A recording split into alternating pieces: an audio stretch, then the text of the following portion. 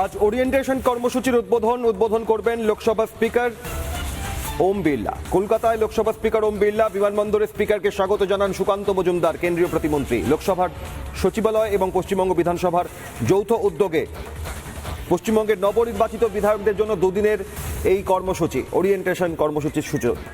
সরাসরি সহকর্মী সৈকতের সঙ্গে কথা বলবো। সৈকত, গতকালই লোকসভার অধ্যক্ষ কলকাতায় এসে পৌঁছেছেন, আজ আগামীকাল দুদিনের এই কর্মসূচি, সব মিলিয়ে এই আয়োজনের কি কি খবর পাওয়া যাচ্ছে?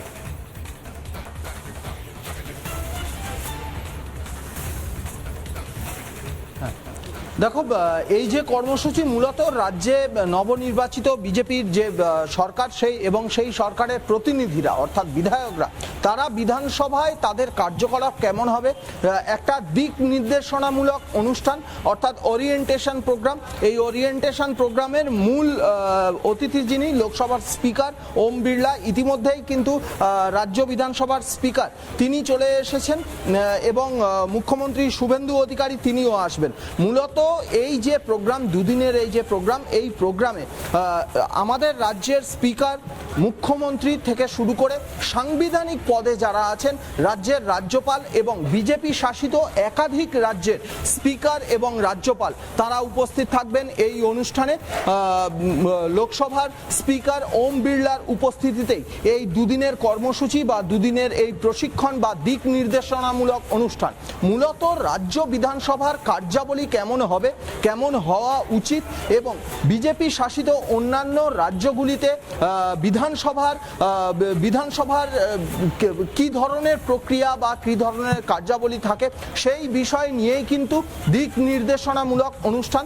ইতিমধ্যেই এখানে চলে এসেছেন রাজ্য বিধানসভার স্পিকার, তিনি এসেছেন, মুখ্যমন্ত্রী আসবেন।